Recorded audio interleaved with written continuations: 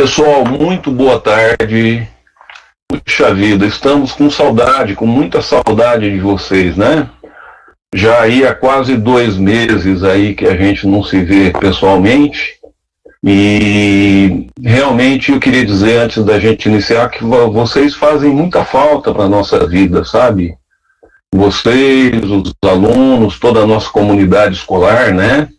Vocês são preciosos para a gente. Nesse período aí tão estranho, né, que nós estamos vivendo, a gente, através desse curso do Enem, através de outras iniciativas que a gente está desenvolvendo junto com o grupo aí de docentes do IFE, a gente faz uma tentativa de estar mais perto de vocês, da gente manter o contato.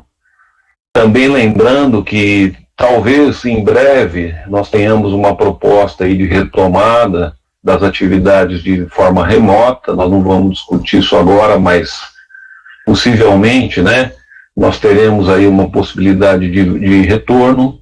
Então, assim, eu queria dizer que vocês são muito bem-vindos nesse curso. Eu quero, antes de iniciar, agradecer muito aí a iniciativa do professor Cássio, tá? Lembrar que esse curso, nós levamos essa proposta na equipe de gestão, de se fazer um curso do tipo Enem. Exatamente qual que era a preocupação? A preocupação era de, veja bem, tá certo que o exame do Enem foi adiado, mas a gente queria, né, poder habilitá-los nesse período para que vocês pudessem, enfim, não perder essa oportunidade de estar se capacitando nesse período, né? O professor Cássio, ele nos ajudou muito, porque ele assumiu agora o cursinho no lugar do professor Lucas, né?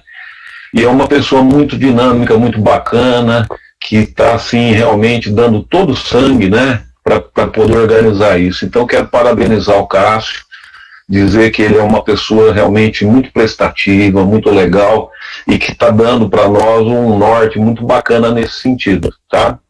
Agradecer também a Andressa, que está de mediadora, que é uma pessoa que tem um entusiasmo assim, muito bacana, né, com todos nós, que anima muito a gente, tá bom? Bom, então, sem mais delongas, pessoal, vamos iniciar então a nossa aulinha de hoje, né? Olha aí, ó, primeiramente uma foto da nossa vida, da nossa convivência aí ao vivo, tão prazerosa, tão gostosa, né? Se Deus quiser, logo a gente vai poder retomar com vocês essa convivência tão boa para todos nós. Bem, hoje, pessoal, a gente vai discutir os chamados processos de divisão celular, tá? Esse é um assunto básico da biologia. Eu poderia dizer para vocês que não só a nível de Enem, mas em termos de vestibular em geral, o assunto de divisão celular, ele é um assunto recorrente, tá? Quem tiver aí com os conceitos firmes nessa parte de mitose, de meiose, de divisão celular, você pode ter certeza que você zerar na parte de biologia, você não vai em qualquer exame. Porque via de regra, em qualquer exame, tá? Seja Unicamp, seja FUVEST, seja VUNESP, seja escolas aí federais, seja o Enem, esse assunto da divisão celular, ele é bastante recorrente. Eu quero fazer o seguinte com vocês, como a gente está um pouco enferrujado da sala de aula, tem vários alunos aí que estão no primeiro ano, no segundo, no terceiro e até no quarto, que estão aí participando desse nosso curso. Eu gostaria de retomar alguns conceitos básicos da divisão celular, a gente, assim, ficar com esse alicerce bacana em termos de divisão celular, porque aí, como eu disse, a gente teria condições, com certeza, de enfrentar qualquer tipo de exame, tá? Então, vamos lá. Vamos começar a relembrar com bastante calma, com bastante tranquilidade esses conceitos com vocês. Vamos lembrar, primeiramente, gente, que toda célula apresenta uma carga genética. O que é uma carga genética? É a quantidade de moléculas de DNA que essa célula apresenta, tá? Se tratar de uma célula com núcleo, né, de uma célula eucarionte, só para a gente lembrar, essas moléculas de DNA, elas se encontram dentro da carioteca do núcleo das células, né? Nós sabemos também que o DNA é a molécula responsável pela hereditariedade, né? Então, todas as características físicas do indivíduo, né, elas vão ser transmitidas através dos famosos genes, lembra disso?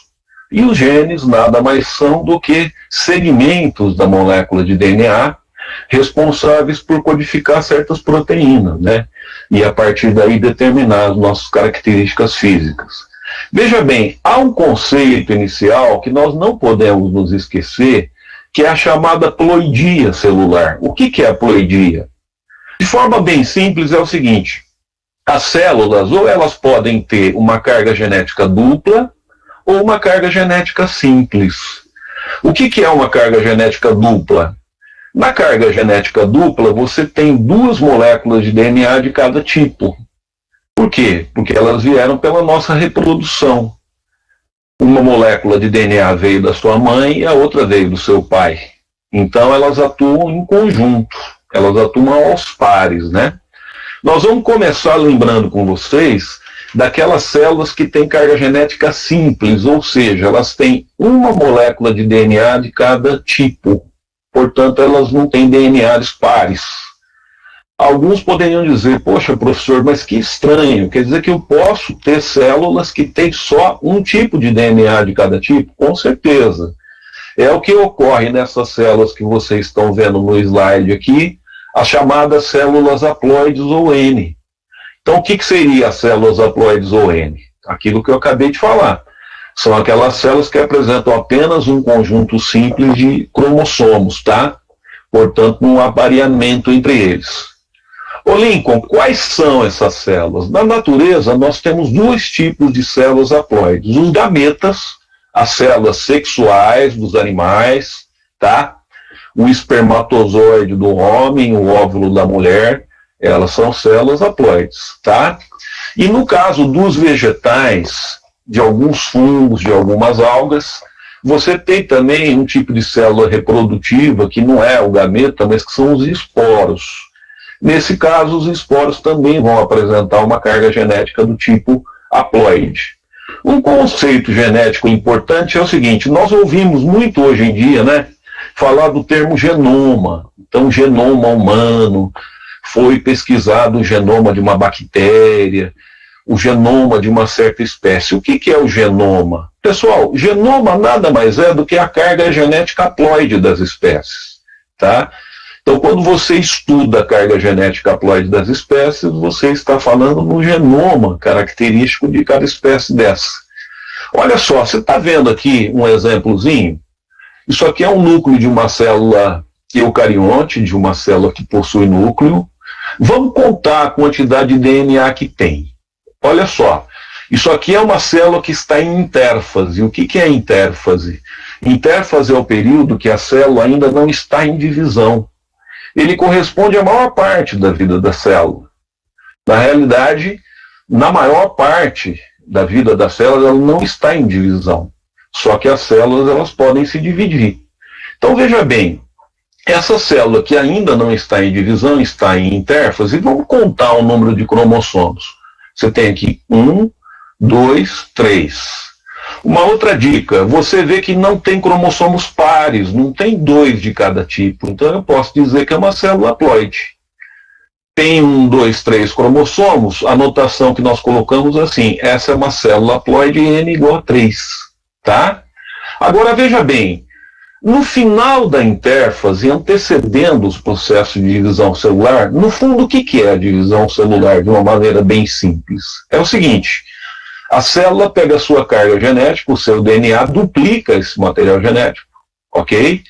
E depois esse material genético vai ser dividido para células filhas que vão ser formadas, tudo bem? Então a divisão celular basicamente é um processo de duplicação de DNA que vai anteceder a própria divisão da célula. Então veja bem, vamos pegar essa célula aqui N igual a 3 e ver aqui embaixo.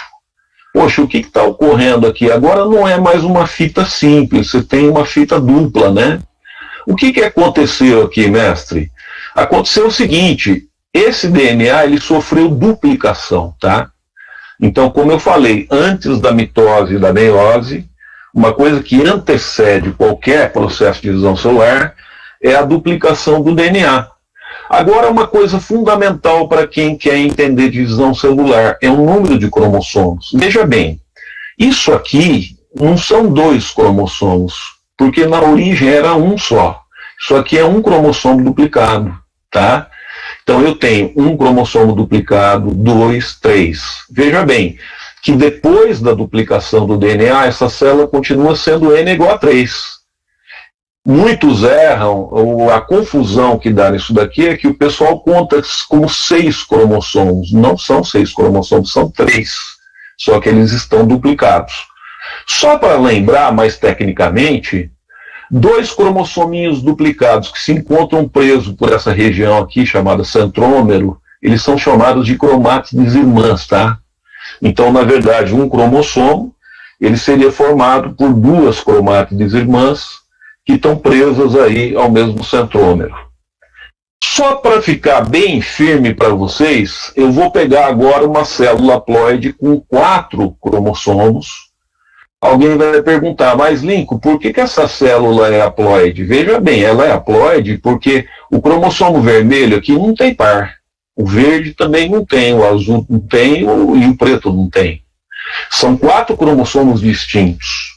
Então é uma carga genética simples. Veja bem, isso significa que uma célula haploide, ela pode ter um número de cromossomos par ou ímpar. Isso vai depender da espécie, tá? Cada espécie de ser vivo tem uma constituição genética. Por exemplo, o ser humano. Nós temos nas nossas células diploides um número de cromossomos de 46. Nas nossas células haploides de 23, de metade. No caso dessa célula, é uma espécie qualquer que tem 4 cromossomos. Então, a notação, nós dizemos que é uma célula N igual a 4.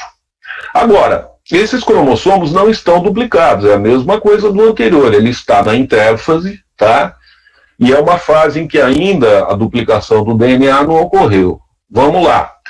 No finalzinho da intérfase, o que vai ocorrer? É a duplicação do DNA. Então, de novo, o que eu tenho aqui não são 8 cromossomos, ó. Isso é um cromossomo duplicado, este é outro, este é outro, este é outro. Eu continuo tendo uma célula N igual a 4. A diferença dessa para essa, qual que é? É que aqui o material genético está duplicado e aqui não, tá? Então, o básico que você precisa lembrar de célula haploide é isso. Isso é o conceito básico, fundamental, essencial, que nós temos que levar, tá, para começar a discutir a haploidia celular, ou a carga genética hereditária das células. Prosseguindo, pessoal, ao mesmo tempo que eu tenho células haploides, eu tenho também células diploides. Então, o que são células diploides que eu represento com a notação 2N, tá? Célula diploide é exatamente aquelas células que têm os parzinhos de cromossomos. Lembra que eu falei que tem uma carga genética dupla? Por que tem uma carga genética dupla? Faz todo sentido do ponto de vista biológico e do ponto de vista de uma lógica elementar. Eu herdo da minha mãe metade dos cromossomos da minha espécie. E herdo do meu pai também metade. 23 da minha mãe e 23 do meu pai. Esses 23 vão formar 23 pares de cromossomos. Então, nas células diploides do ser humano, eu vou ter um número 2N igual a 46. Veja, no caso da espécie humana. Mas, como eu disse, cada espécie, tá, ela tem uma carga genética específica, tudo bem? Bem, no caso, no nosso corpo, quem são as células diploides que nós temos? Pessoal, todas as nossas células são diploides, tá? O corpo de uma pessoa adulta, ele tem cerca de 75 trilhões de células. Você pode dizer que virtualmente todas essas células são diploides, com exceção de uma. Qual seria essa uma que não é diploide? São as células sexuais. Então, dentro do testículo masculino são produzidos espermatozoides. Esses espermatozoides são haploides. Dentro do ovário feminino são produzidos óvulos. Esses óvulos são haploides. Todavia, todas as outras células do corpo, as células do olho, do estômago, do cérebro, do intestino, da pele, do corpo inteiro, elas são diploides, tá? Essas células não sexuais são chamadas de células somáticas. Então, quando você vê em alguma prova, se tratando de animal, falando que uma célula é somática, automaticamente ele está se referindo a uma célula com carga genética dupla, com carga genética diploide. Tudo bem? Nós falamos agora há pouco que a célula ploide, o conjunto de cromossomos de uma célula ploide era chamada de genoma, né? Tá? O conjunto de cromossomos de uma célula diploide é chamado de cariótipo dessa espécie. Então isso é uma terminologia também importante da gente lembrar. Genoma haploide, cariótipo diploide, tá? Para dar o exemplo para vocês, pessoal, veja bem, eu vou pegar uma célula aqui, vamos contar o número de cromossomos, ó. 1, 2, 3, 4, 5, 6. Qual que é a diferença dessa, por exemplo, anterior? Veja que eles formam parzinhos. Isso aqui é um par de cromossomo homólogo, isso aqui é outro par de cromossomo homólogo, isso aqui é outro par. Então, a carga genética ocorre aos pares. Você tem cromossomos, tá? Uma carga genética dupla. Por isso que eu sei que se trata de uma célula diploide. Veja a notação. Neste caso, é uma célula diploide 2N igual a 6, porque tem um número total de 6 cromossomos. Também, como eu mostrei nos exemplos anteriores, isso aqui é uma célula diploide de uma espécie qualquer, tá? Lembra que esse número varia. E ela está em intérfase, ainda não começou a divisão celular. Bem, no finalzinho da intérfase, isso nunca muda. O que vai ocorrer? A duplicação do DNA. Então, cada cromossominho desse, ele vai passar a ter 2 fitas, tudo bem? Que vão ser presas pelo centrômero. A grande confusão que dá também é uma pessoa que olha essa célula aqui e fala, bom, eu estou vendo 12 fitas, então ele tem 12 DNAs. Não, senhor, tá? Lembra, cada X desse é um DNA duplicado. Então, apesar do material genético estar duplicado, eu continuo tendo uma célula diploide 2N igual a 6. Tudo bem?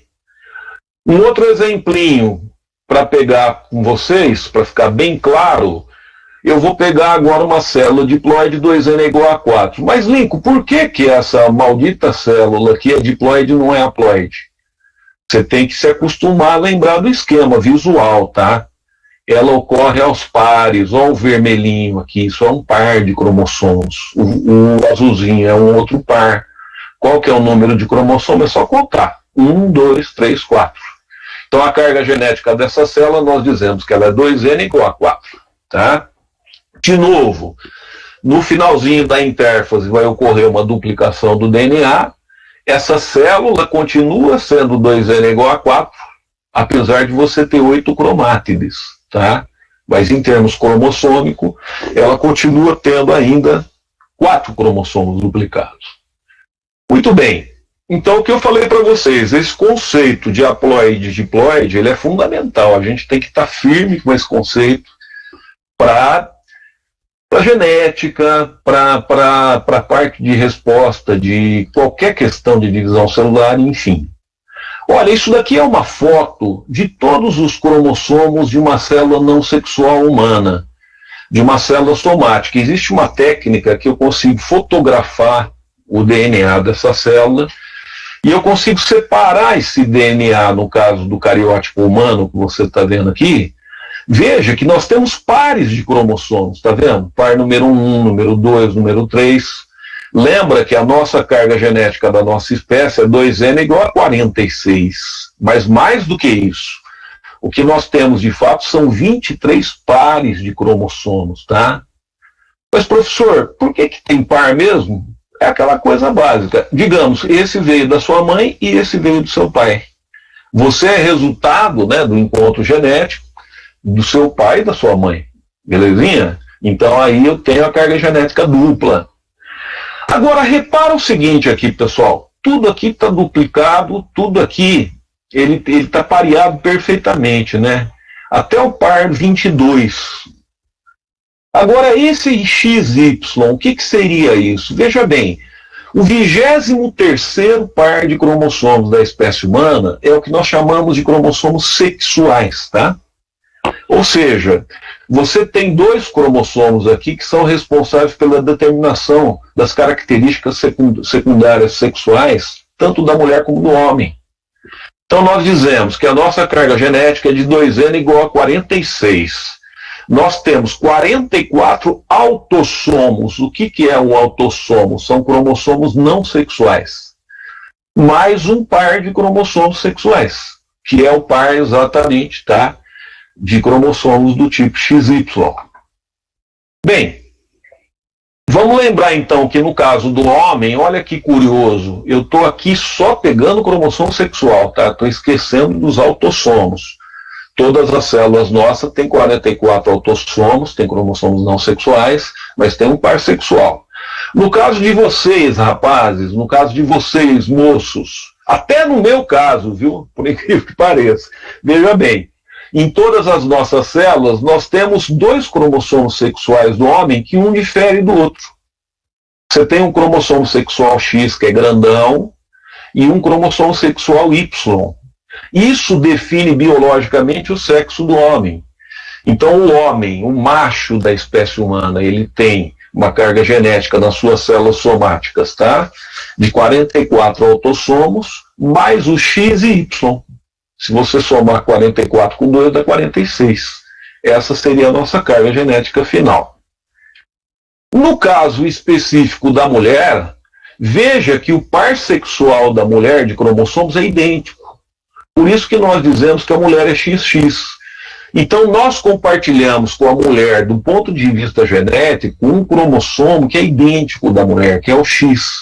O que muda o homem para a mulher é que o homólogo aqui não é o X, é o Y. Tá? Por isso que nós dizemos que a mulher ela tem 44 autossomos mais XX e o homem tem 44 autossomos mais XY. Essa é uma diferença sutil aí, do ponto de vista genético, entre os sexos, né, na espécie humana. Bom, então você tem aqui os gametas humanos, tá? Você tem aqui o espermatozoide, o gameta masculino, que ele é muito pequenininho em relação ao óvulo, né? Aqui está fora de proporção. O óvulo, na verdade, é a maior célula do corpo humano em termos de tamanho, né? Por quê? Porque ele armazena muito nutriente aqui. Vamos lembrar que é a partir do óvulo que você vai desenvolver um novo indivíduo, um novo organismo, né? O que é importante lembrar é que o espermatozoide tem 23 cromossomos, ele é resultado do processo de meiose, tá? E o óvulo também tem 23 cromossomos, tá? Então são as nossas células haploides, sendo que as células somáticas, só para lembrar, elas continuam tendo 46 cromossomos, né? Bem, o que ocorre então no caso do homem? Meninas, vocês precisam dar um desconto para os meninos porque eles são muito afoitos, né? E não é à toa. Olha só, lá no testículo desses meninos, eles estejam dormindo, acordado, tomando sopa, sentado, ouvindo música, fazendo o que quiser. Está ocorrendo um processo de meiose lá nas células germinativas da gônada, do testículo masculino, né? Produzindo espermatozoides. Para você ter uma ideia, o homem, em média, produz 200 milhões de espermatozoides por dia. Então você tem meiose ocorrendo direto nos 2 testículos. Mas veja bem, por que o homem é chamado de sexo heterogamético? Porque do ponto de vista sexual, ele pode formar 2 tipos de espermatozoides. Mas, Lincoln, como assim 2 tipos? Veja bem, normalmente, do ponto de vista probabilístico, metade dos espermatozoides produzidos pelo homem está trazendo o cromossomo X. Lembra que o homem é XY, né? E a outra metade está trazendo o cromossomo Y. Por isso que eu chamo de heterogamético. Hétero é diferente, gameta é diferente. O homem tem a capacidade de produzir 2 gametas diferentes do ponto de vista sexual, tá? Já no caso feminino, se nós pegarmos a meiose feminina, né, que ocorre lá no ovário da mulher, a mulher é um ser muito mais perfeito que o homem, né, muito mais desenvolvido e muito mais econômico também, porque enquanto o homem faz milhares de meioses cotidianas, a mulher, em média, no seu ciclo menstrual, no seu ciclo, tá, de produção de óvulos, ela realiza uma meiose por mês só, a cada 28 dias no seu ciclo. Então é produzido no ovário o óvulo, que é o gameta, tá certo? Que é o gameta feminino. Veja que o gameta feminino, ele só tem um tipo de gameta feminino, que é o X. Lembra que a mulher é XX? Por isso que eu digo que, do ponto de vista sexual, pessoal, a mulher é conhecida como sexo homogamético. O que é homo? É igual. Ou seja, todos os gametas produzidos pela mulher são iguais. Ela só produz gameta X. 22 autossomos mais X, né? Ao passo que o homem, 50% dele, só para nós lembrarmos, ele tem 22 autossomos mais X, espermatozoide, ou 22 autossomos mais Y. Bem, o que isso acarreta? Isso acarreta o seguinte: no processo de fecundação eu tenho uma tabelinha. Isso aqui é uma foto, olha que bonito, de um óvulo de verdade e os milhões de espermatozoides, né, tentando fecundar esse óvulo. Uma ejaculação normal de um homem no ato sexual, ele libera a bagatela de mais ou menos 350 milhões de espermatozoides no trato genital feminino. Tá? Para você ter uma ideia, só na subida do trato vaginal da mulher, morre 60% desses espermatozoides devido ao pH ácido vaginal. Mas chega ali, tá certo? Uma quantidade de mais ou menos 30%, 40% desses espermatozoides chega até o óvulo. Eles começam a romper essa membrana rígida do óvulo através da liberação de enzimas que ocorre do acrossomo dos espermatozoides. E veja bem, apenas um espermatozoide vai fecundar esse óvulo. É uma corrida, né? Dizem que isso, inclusive, tem muito a ver com a evolução. Quer dizer, as células mais, entre aspas, mais fortes, elas vão ser aquelas que vão ser efetivamente fecundadoras. Talvez esse também seja um processo que esteja envolvido com a evolução dos seres vivos. Mas olha só, pessoal, lembra que nós temos dois tipos de espermatozoides e a mulher só tem um tipo de óvulo do ponto de vista sexual? Então o que ocorre? Se esse espermatozoide X fecundar esse óvulo X, vai nascer uma menina, porque você teve o encontro do cromossomo sexual X do homem com o da mulher. Forma-se uma mulher XX. Se, por outro lado, você tiver a fecundação desse espermatozoide, tá certo? Que é Y com o X, você vai formar um menino. Virtualmente, em termos probabilísticos, isso é 50% realmente. Alguém poderia perguntar, mas professor, por exemplo, no Brasil, nós temos mais mulheres que homens. É verdade. Me parece que cerca de 1% a mais de mulheres que homens no Brasil, né? E me parece que até no planeta como um todo eu tenho mais mulheres do que homens. Mas sabe o que ocorre? Esse não é um fator genético, é um fator ambiental. O que ocorre é que o homem, em média, ele morre mais cedo que a mulher, tá? Então, se você pegar em média, isso tem fatores culturais envolvidos, fatores biológicos, enfim, uma série de fatores, mas o fato é esse. A mortandade masculina em relação à feminina, o homem morre mais precocemente. Inclusive, se você pegar infarto, se você pegar AVC, principalmente há um período um pouco mais, digamos, algumas décadas atrás, se morria um número de homens, mas muito superior ao de mulheres. Também poderíamos considerar, por exemplo, mortes resultantes de violência, enfim. O fato é esse. Então, o fato de haver mais mulheres do que homens no mundo não é um fato genético, não é uma determinação genética, é uma determinação, tá certo, ambiental. Tudo bem? Então, veja bem, você tem a chance exata de 50% de nascer um menino ou uma menina. Qualquer exercício de genética, que hoje não vai dar tempo da gente ver aula de genética, nós vamos ver numa outra oportunidade, tá? Mas vamos lembrar disso, qualquer exercício de genética, ele tem que levar em consideração essa probabilidade em relação aos sexos. Tem uma outra questão interessante comentar com vocês, é o seguinte: todos os seres humanos, eles são mais femininos do que masculinos. Alguém vai dizer, truco, professor, como assim, por exemplo? Eu vou explicar para você. Lembra que 23 cromossomos vieram do espermatozoide, 23 dos óvulos, né?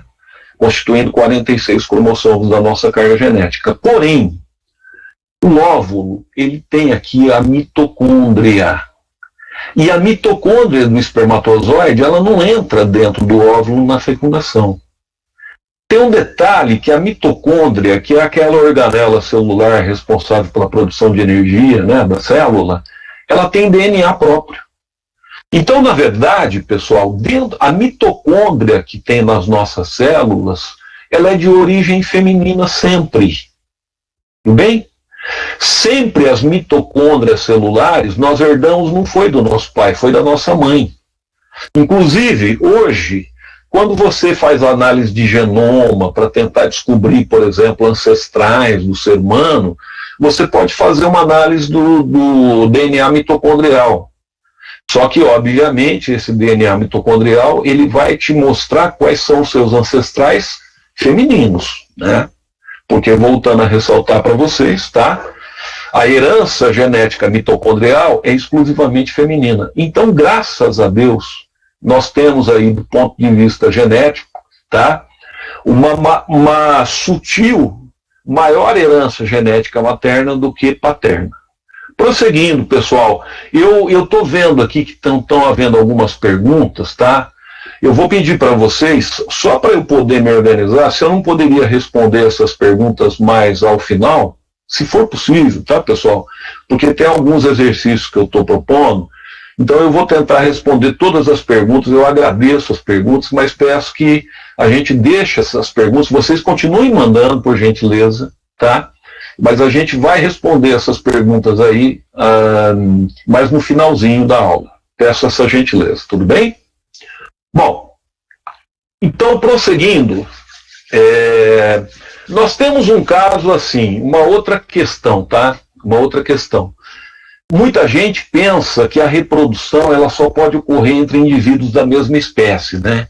Então, tradicionalmente, inclusive, havia aquela definição. O que são indivíduos da mesma espécie? São aqueles indivíduos que têm a capacidade de produzir um descendente fértil. Esse é um conceito clássico da biologia, né? Em termos de espécie. Porém, como a natureza é muito diversa, como a variabilidade natural é uma coisa assim fantástica, pode ocorrer também, em alguns casos, reprodução entre espécies distintas. Você tem um caso aqui que é o leão e o tigre. Só que essa reprodução se dá entre o leão macho, não é a leoa, e entre a tigresa, que é a tigre fêmea. Alguém poderia dizer, mas não pode ser o inverso? O inverso é o seguinte, se um tigre começar a querer fazer gracinha por uma leoa, sabe o que a leoa faz? Ou ela mata o tigre, ou o tigre mata ela.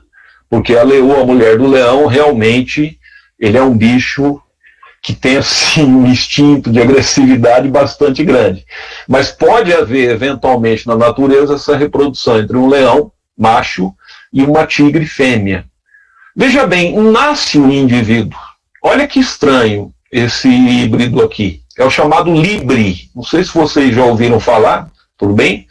O libre, ele é um híbrido que é produzido entre o cruzamento do leão e da tigresa. Veja que ele tem traços leoninos e ele tem traços de tigre aqui. É um indivíduo híbrido. Veja bem, em tese, do ponto de vista genético, metade desses cromossomos vieram do leão pai e metade desses cromossomos vieram da tigresa mãe. Então ele é um indivíduo, é uma chamada quimera genética, né? Ele é um indivíduo que, do ponto de vista genético, ele consegue compactuar, perceba que tanto o leão como o tigre pertencem ao mesmo gênero, né? Então eles são animais também aparentados, do ponto de vista evolutivo, não são tão longe assim na distância, mas eles conseguem aí produzir um híbrido. Detalhe, esse libre, ele até nasce, mas ele, do ponto de vista sexual, ele não consegue produzir gametas eficazes. Então você consegue produzir o libre toda vez que, ou na maior parte das vezes, que você cruza um leão com uma tigre fêmea. Porém, o libre não se reproduz entre si, ele é estéril do ponto de vista sexual. Tá? Normalmente isso é uma característica muito presente aí nos híbridos. Bom, pessoal, depois dessa breve, digamos assim, dessa breve revisão, eu estou trazendo aqui 3 exercícios para a gente discutir sobre essa parte de visão celular.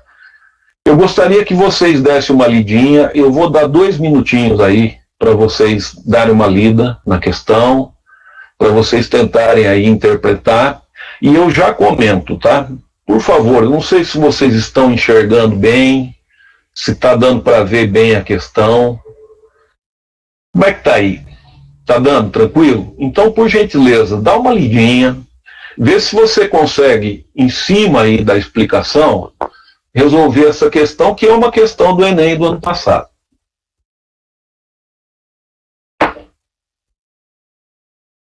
Olha só, em agosto de 2018 foi divulgado na revista Nature a descoberta de um fóssil híbrido entre 2 espécies humanas extintas.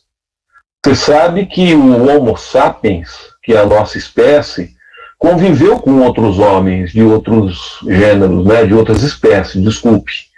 Havia na nossa evolução do gênero Homo vários tipos de Homo, que não é só o Homo sapiens, que é a nossa espécie atual, tá?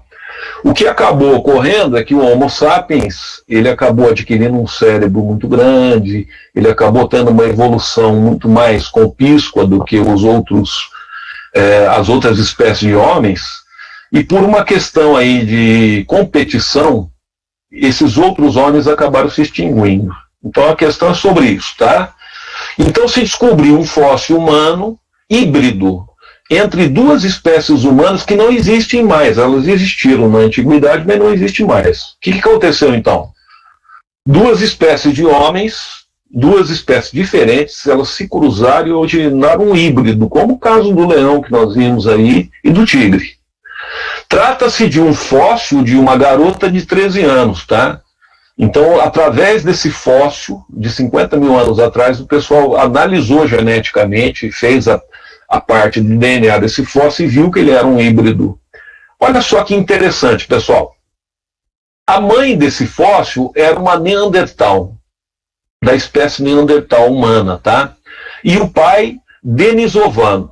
Então você tinha 2 espécies de homens do gênero Homo que se cruzaram e produziram uma híbrida, que é essa fóssil, tá? Sabendo que o DNA das 2 espécies, bem como da garota híbrida, foi sequenciado, considere as afirmações abaixo. Vamos ver a afirmação 1. A garota pode ser considerada um híbrido, pois ela apresenta genes típicos de cada uma das espécies na mesma proporção. Será que está correta essa afirmação? Pelo que nós vimos ali do Libre e tal, será que ela se aplica também, pessoal, ao ser humano? Com certeza, né? A definição de híbrido é isso, não é verdade? Afirmação número 2. Essa eu quero ver se você prestou atenção no que eu falei. Olha o que ele diz. A mãe era Neandertal, conforme evidenciado pelas mitocôndrias da garota. Está correto isso? Essa mitocôndria da garota poderia ter vindo do pai dela? Esse DNA da mitocôndria que foi analisado poderia ter vindo do pai? A gente viu que não, né?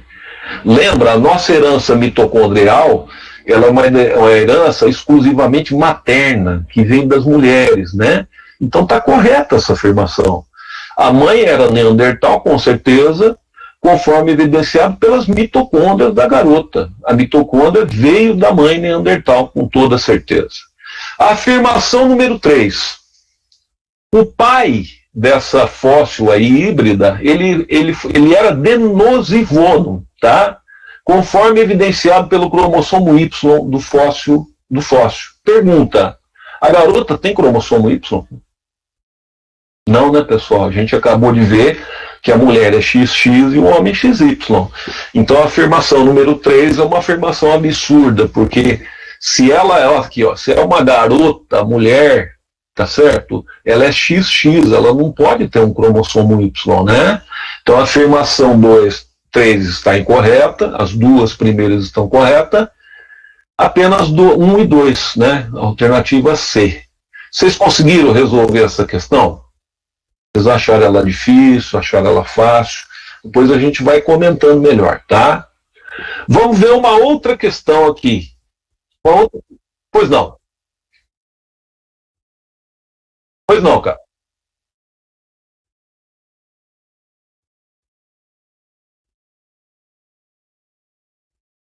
Enquete. Eu não estou vendo aqui não, viu? Enquete, eu tenho aqui, achei. Enquete rápida.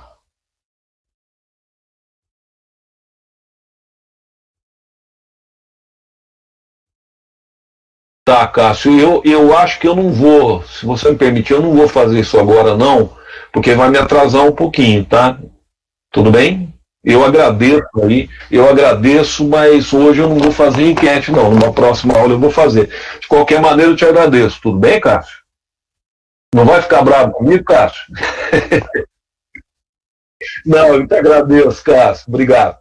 Pessoal, enquanto isso, vamos dando uma lidinha aqui nessa questão da FUVEST, que é uma questão também, assim, bastante característica em termos de haploidia. Ele fala de haploidia, fala de número de cromossomos, né? Fala aí de carga genética. Vamos lá. As células reprodutivas do nosso corpo são haploides. Correto, né? Célula reprodutiva gameta. Apesar de nossas células somáticas, ou seja, não sexuais, serem diploides. Tudo maravilha. Analise as alternativas a seguir e marque aquela que melhor explica o porquê de nossas células reprodutivas não apresentarem dois conjuntos cromossômicos. O que ele está perguntando é o seguinte: por que os nossos gametas não são diploides? No fundo é isso, né? É muito importante em qualquer prova, isso é uma questão que a gente sempre comenta, mas é muito importante em qualquer prova, você sempre lê muito bem o enunciado, né, pessoal? Se você consegue compreender o enunciado, é meio caminho andado, porque aí você já sabe o que o cara está pedindo. Então é o que nós estamos tentando fazer. O que ele pergunta aqui? Vamos lá de novo. Por que nossas células reprodutivas, por que nossos gametas não apresentam dois conjuntos cromossômicos? Ou seja, por que nossos gametas não são diploides? No fundo é isso, tá? Alternativa A. As células reprodutivas são haploides, os gametas são haploides, né? Porque células com dois conjuntos completos de cromossomos consomem muita energia, o que atrapalharia a fecundação. Então o problema que ele está argumentando aqui é o seguinte: célula com dois conjuntos de DNA gasta muita energia. Olha, nada mais anti contra a realidade do que isso. Uma das células que mais gasta energia é o espermatozoide, né? O espermatozoide, ele é um óvulo. Para ele bater aquele flagelo e conseguir se deslocar no trato genital feminino, você tem um consumo de energia energético enorme. Já foram feitas pesquisas, por exemplo, que mostram que o espermatozoide ele chega a gastar mais energia, pessoal, do que um próprio neurônio, que é uma célula que gasta muita energia humana. Então essa afirmação é absurda, né? Vamos ver a B. As células reprodutivas são haploides porque, desse modo, no momento da fecundação, o número de cromossomos da espécie é restabelecido. Será? Então, na verdade, o que ele está falando? Olha só, a gente é diploide, as nossas células somáticas são diploides. Nós produzimos gameta reduzindo a nossa carga genética à metade. Olha que coisa bonita, né? E aí, na fecundação, um gameta de um indivíduo vai se fundir ao gameta de outro indivíduo e vai restabelecer uma célula diploide. Perfeito, né, pessoal? Realmente, essa aí é o significado biológico da ploidia dos gametas. Por que os gametas são haploides? Ora, os gametas são haploides porque você tem a chance biológica exatamente de recombinar a carga genética entre dois indivíduos diferentes. Maravilhoso, né? A natureza é algo realmente que nos emociona, é algo maravilhoso. Vamos ler a questão C. As células reprodutivas, também denominadas de gametas, possuem apenas um conjunto de cromossomos. Até aqui, maravilha. Pois elas sofrem o processo de mitose e necessitam duplicar seus cromossomos. Após a fecundação, se obtém um novo indivíduo com carga genética 2N igual a 23. Aí complicou, né, pessoal? Primeiro que eu não tenho célula diploide com número ímpar. Se ela é par, se ela ocorre aos pares dos cromossomos, sempre é par. Então essa afirmação não dá. A D. As células somáticas, ou seja, não sexuais, né, que apresentam vamos ler comigo aqui. As células somáticas que apresentam apenas um grupo de cromossomo. Pode parar. Célula somática diploide apresenta apenas um grupo de cromossomo? Não, isso aqui é uma contradição, não vou nem continuar lendo. E a alternativa E, com relação à produção de gametas, as mulheres podem ser consideradas como sexo heterogamético. Quer dizer que a mulher produz dois tipos de gameta diferentes, dois tipos de óvulo, enquanto que os homens são homogaméticos. O homem produz um tipo só. Ô, gente, é exatamente o contrário, né? Portanto, a afirmação, única afirmação correta é a afirmação Boschi, alternativa B, né? Que é o que está ocorrendo aqui. Mais um exercício, pessoal. Eu acho que é o último aqui dessa parte. Esse eu quero que vocês analisem. Eu vou dar um tempinho para vocês analisar. Tudo bem? Eu vou ter um pouquinho de paciência. Analisa aí com calma. Eu vou te dar um minutinho para você pensar e responder. Pode ser? Maravilha.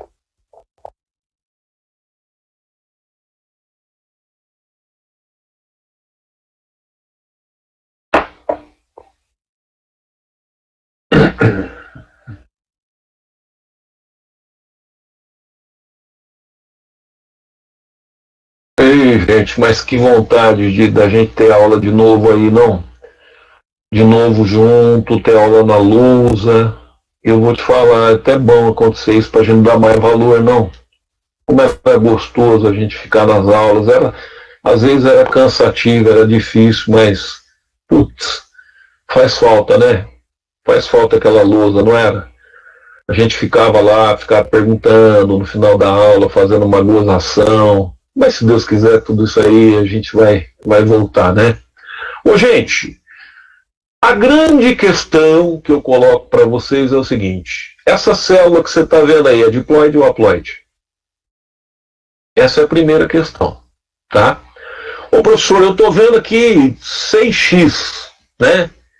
Tá, a pergunta que não pode calar: essa célula é haploide ou diploide? Bom, ela tem cromossomos pares ou não? Tem, né? Você tem aqui, isso aqui é um par de cromossomos. Esses cromossomos estão duplicados, tá? Isso aqui é um outro par de cromossomos que está duplicado. Isso aqui é um outro par de cromossomos que está duplicado. O grande erro e macete é esse que eu falei para vocês. É o cara olhar para essa célula e falar, não, aí tem 12 cromossomos. Não tem, né, moçada? O que eu tenho são 6 cromossomos duplicados. Se perguntar em termos de cromátides, maravilha, quantas cromátides tem? 12. Cromátide é uma coisa, cromossomo é outra, né? Então, primeira coisa, a carga genética dessa célula é N ou 2N? É 2N. Mas por que mesmo que é 2N? Porque ela tem cromossomos pareados, cromossomos homólogos. Agora, eu tenho aqui quantos cromossomos? 12 ou 6? Não é nem isso que está perguntando, mas eu vou insistir. Eu tenho 12 cromossomos ou 6? Eu tenho 6 cromossomos duplicados. Bom, observe o esquema montado após uma análise citogenética. Ele representa, alternativa A, o genoma de uma célula haploide. Isso daqui é uma célula haploide? Não, né? Uma célula diploide, esquece. O genoma de uma célula haploide N igual a 6, esquece, porque nós vimos que é diploide. O genoma de uma célula diploide, isso daqui é uma contradição. Não é genoma, é cariótipo, lembra? Quando eu pego uma célula diploide e falo da sua carga genética, eu estou falando do cariótipo. Quando eu pego uma célula haploide e falo da sua carga genética, estou falando genoma. Alternativa dado. Isso aí representa os cromossomos de uma célula haploide. Não, só sobrou a alternativa E, né? Tá certo? Os cromossomos de uma célula diploide. Olha, pessoal, deixa eu falar uma coisinha para vocês. Eu tinha preparado também uma parte de visão celular, mas eu acho melhor a gente encerrar por aqui. Nós temos um tempo aí pré-determinado, certo? Em relação a essas aulas, para não cansá-los demais. Eu até tinha preparado mitose, meiose, a parte básica, com alguns exercícios, mas eu acho que para uma primeira aula, em função do tempo, né, que a gente estabeleceu, estaria aí de bom tamanho, senão vocês vão ficar muito cansados, tá? Agora, então, eu ficaria, digamos assim, à vontade aí para responder algumas questões, né? Se vocês tiverem alguma dúvida, alguma coisa para perguntar, eu estou aqui à disposição, tá? Professor Lincoln, os alunos estão gostando aí, ó. Temos vários comentários. O professor fica um pouquinho mais, mas nós temos infelizmente, a questão do tempo, né? Olha, se eles quiserem que eu fico. Depende deles. A única questão é que o Cássio tinha proposto uma reunião nossa para as 4h30, né? Se não me engano é isso, né, Cássio? Então, a gente só precisaria ver com o Cássio, porque são quase 4 horas, né? Se eles quiserem que eu continue, eu posso continuar, mas eu pergunto ao Cássio se... Porque, assim, essa parte de divisão celular, mitose, meiose, ela é uma parte, assim, um pouco mais encorpada, entende? E eu precisaria de ter aí, no mínimo, aí, uns 40 minutos para falar, entendeu? 40 minutos, aí talvez a gente não tenha, né? Exatamente. Então, assim, para resumir divisão celular não dá. Eu acho assim que fica muito meia boca, entende? Então, se os alunos não se importarem, me perdoar, eu preferiria dar divisão celular, porque assim, se você corta a divisão celular, você começa a dar mitose, meiose, corta no meio, é a mesma coisa que você não dá aula, porque você não chega na conclusão, sabe? Então eu preferiria, eu fico à disposição de vocês, o que vocês acharem melhor, mas eu preferiria depois dar uma aula só para divisão celular. O professor Cássio não conseguiu se manifestar. Entrou aí. Desculpa.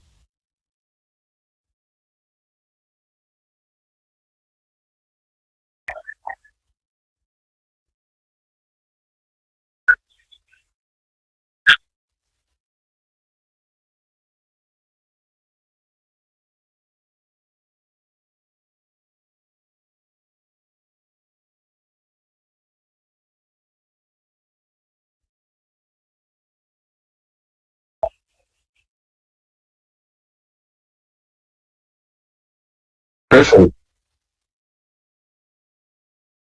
Só uma coisa, viu, Cássio? Sobre protesto. Não me chama de senhor, pelo amor de Deus, Cássio. Aí você mata eu, filho.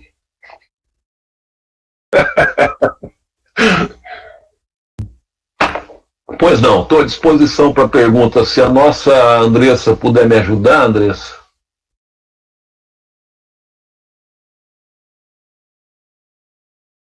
Nós temos uma primeira pergunta, que na verdade foi a minha, porque eu gostei tanto da sua aula, professor, e eu fiquei pensando, por que será que nascem os gêmeos? E eu gostaria que o senhor explicasse, se estivesse dentro aí já desse primeiro tema de aula, né? É o seguinte, nós temos 2 tipos de gêmeos, tá? Existem os gêmeos dizigóticos, que o que ocorre é o seguinte, algumas mulheres, elas podem, por uma característica genética, ovular no seu processo de ovulação mais de um óvulo. Às vezes elas podem ovular 2 óvulos, 3 óvulos, veja, são 4 óvulos diferentes. E esses óvulos podem ser fecundados por espermatozoides diferentes. Então, no caso dos gêmeos dizigóticos, o que ocorre? Você vai ter uma gravidez entre irmãos, tá? Que não são idênticos geneticamente, porque eles são oriundos de óvulos diferentes com espermatozoides diferentes. Tá claro? Agora, você tem os gêmeos unizigóticos ou univitelínicos. O que seriam os gêmeos univitelínicos? Eles são, de fato, idênticos do ponto de vista genético. O que ocorre? Você forma aquela primeira célula do corpo humano chamada de zigoto, tá? E o zigoto ele vai começar a ter mitoses, né? Até formar um feto e tal. No caso dos gêmeos monozigóticos, o zigoto tem uma primeira mitose, ele forma 2 células. Essas 2 células deveriam continuar se dividindo, formar 4, 8, 16, 32, até formar um embrião, correto? Só que essas 2 células formadas, que são idênticas, elas se separam, se segregam, no caso dos gêmeos monozigóticos. Então o que você vai ter vai ser um clone, na verdade. Você vai ter gêmeos que, do ponto de vista genético, são idênticos, tá? Então, não sei se eu respondi a sua pergunta, mas você entende, do ponto de vista genético é isso. Gêmeos não idênticos são formados através de óvulos distintos, fecundados, e gêmeos idênticos são formados através de um processo de segregação, digamos assim, tá? Daquela célula inicial única que foi originada por fecundação. Tá claro? Que bacana, professor. Muito obrigada pela sua explicação. Sensacional. E aproveitando, depois da minha pergunta, eu observei aqui no chat que a Thaís de Oliveira, que inclusive ela me mandou uma mensagem em off, que ela precisou sair, ela deixou uma mensagem aqui que até eu estarei representando ela e passarei, né, a sua explicação depois. Então, ela disse o seguinte, eu vou até replicar aqui no chat para ficar mais fácil para vocês acompanharem. Eu já ouvi dizer que o espermatozoide que carrega o X é mais resistente e que o que carrega o Y é o mais rápido. Isso é verdade? E ainda, que se a mulher estiver ovulando no momento da fecundação, o bebê é homem, porque esse espermatozoide chega mais rápido. E se ovular depois, mais tarde, porque o espermatozoide fica no corpo da mulher por 72 horas. É isso? Aí ela comentou ainda, né? Desculpe, o bebê gerado é mulher. Então ela ficou na dúvida se essa informação é correta, porque são várias questões aqui que apontam tanto conforme o senhor explicou, bem como as pessoas falam, e ela gostaria de tirar essa dúvida, por favor. Olha, isso não obviamente por parte da professora Thaís, mas isso é um mito, tá? É um mito popular, né? É aquela questão, muitas vezes a ciência é complexa e a hora que cai assim no uso comum da população, ela acaba se tendo verdades bastante questionáveis. Isso de fato não procede, tá? O espermatozoide X, ele não é mais devagar do que o espermatozoide Y, isso não procede, até porque o mecanismo de motilidade do espermatozoide não está no cromossomo, né? Ele está no flagelo, que é aquele rabinho que ele tem, que é aquilo que dá motilidade. Então, assim, do ponto de vista genético, não procede essa informação, tá? É o que eu posso dizer, e acho que isso responde todas as outras perguntas que ela fez. Daí a importância de nós termos embasamento, né, professor, para que sempre tenhamos como base fontes de confiança, porque tão como nós observamos essa pontuação aqui, né, da Thaís, muitas pessoas também podem ter dúvidas. E daí a importância de estudar cada vez mais, e nesses momentos tão graciosos de ter uma aula tão bacana quanto a sua, os alunos tirarem as suas dúvidas, né? Principalmente por questões da prova, que a gente sabe que tanto às vezes no enunciado, bem como nas próprias alternativas, tem algumas pegadinhas, né? E é um momento muito oportuno e riquíssimo para a turma ir tirando as dúvidas. Então, eu vou passar as informações para a Thaís, e muito obrigada. Na sequência, o Pedro Henrique, ele me fez uma pergunta. Professor, naquele primeiro exercício que você passou sobre o fóssil híbrido, caso ele fosse masculino, seria possível identificar a origem do pai através do cromossomo Y? Olha, normalmente o que se faz é o seguinte, não é questão de cromossomo Y ou X, é a questão da origem do cromossomo. Você tem, vamos lembrar, na célula, 2 tipos de origem de cromossomo, ou na mitocôndria ou no núcleo, tudo bem? É possível eu fazer pesquisa de genoma pegando o cromossomo da mitocôndria e pegando o cromossomo do núcleo. Então, digamos que eu queira investigar a herança paterna, tá? Que é o que a pergunta dele coloca. Eu não posso pegar o cromossomo da mitocôndria para estudar. Por quê? Porque, como nós vimos, o cromossomo da mitocôndria, ele só vai mostrar a herança materna. Se eu quiser ampliar essa questão em termos de herança biológica, tanto de pais como de mães, o chamado avô ancestral, né? Eu vou ter que fazer essa análise de material nuclear. Não sei se deu para entender, tá? Então, o material que eu vou pegar para trabalhar é o material do núcleo e não o material da mitocôndria. A partir disso, eu posso, com certeza, investigar a herança, investigar a origem, né, evolutiva desse indivíduo masculino sem problema nenhum. Não sei se eu respondi a sua pergunta, Pedro.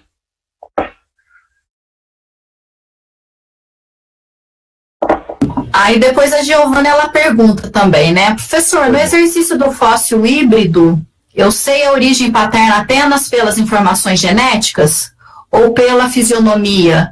Se pela informação genética, como? Bom, pela fisionomia não é, porque fóssil é osso, né? Tá?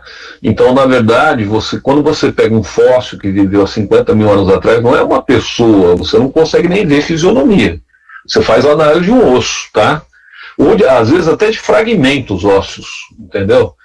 Outro detalhe, como é que ela pergunta aqui, caso ele fosse masculino, qual que é a pergunta dela? Dá para repetir? No exercício do fóssil híbrido e a sua origem paterna, apenas pelas informações genéticas ou pela fisionomia? Vou replicar a perguntinha dela aqui embaixo, Não, olha. não, a fisionomia não, né? No exercício de fóssil híbrido, eu sei a origem paterna apenas pelas informações genéticas ou pela fisionomia. A fisionomia eu já respondi. Quer dizer, o fóssil, você não consegue ter análise de fisionomia, entende? Você faz uma reconstituição. Até porque muitas vezes você pega um fóssil, não é nem crânio, você pega um pedaço de tíbia, de osso, e a partir daí você reconstitui o indivíduo, entende? Então não seria através de fisionomia, com certeza seria por informação genética, tá certo, Andressa? Por fisionomia. Sim, vamos perguntar aqui para os alunos se eles estão com mais alguma dúvida referente tanto às perguntas feitas, né, quanto às respostas e estão bem explicadas aí pelo professor. Então, quem fez as perguntas aqui, pessoal, coloquem na caixinha de mensagem para ver se vocês possuem alguma dúvida além. E se alguém mais quiser fazer alguma pergunta ou tenha percebido que eu tenha pulado alguma também, fica o espaço aqui para vocês se manifestarem, tá bom? Então, pois não, cara.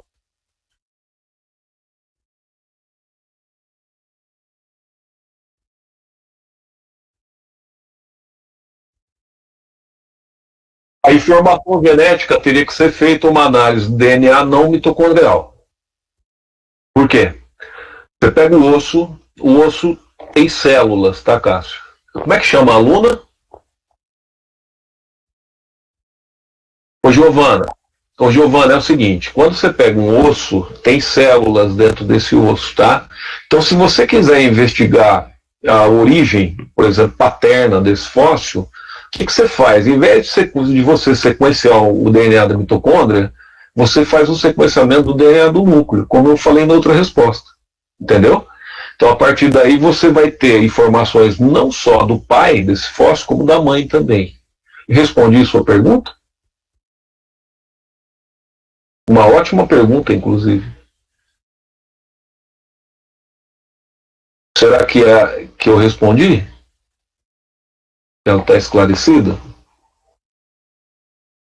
Giovanni está respondendo aqui. Se mais alguém tiver alguma pergunta, pode colocar aqui para nós, tá bom, pessoal?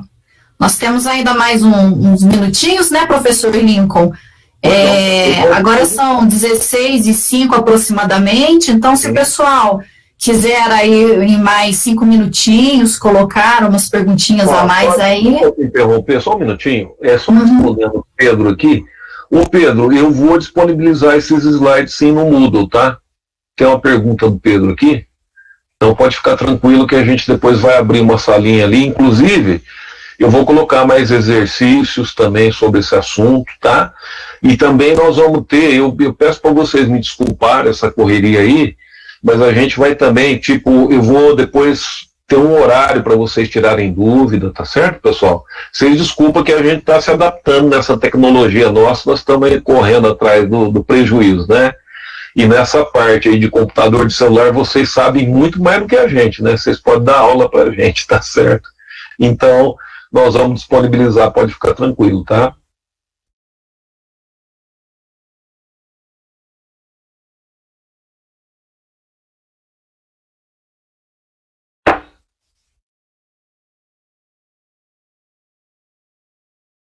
Mais alguma questão, pessoal? Alguma dúvida?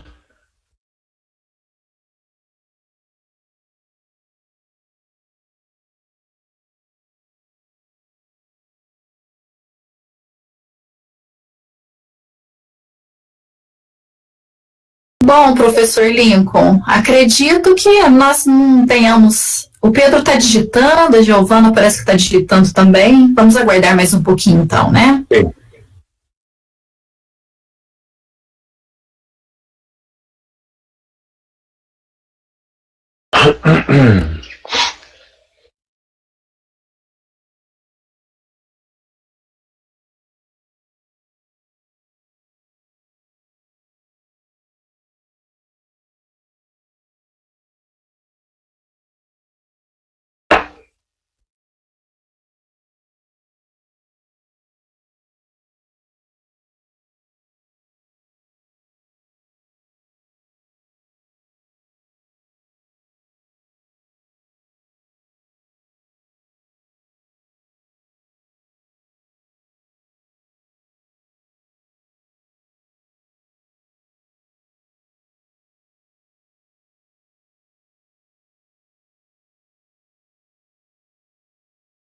Bom, então, pessoal, a Andressa me avisou aqui que o pessoal só está falando, a galera só está falando aí um tchau, né?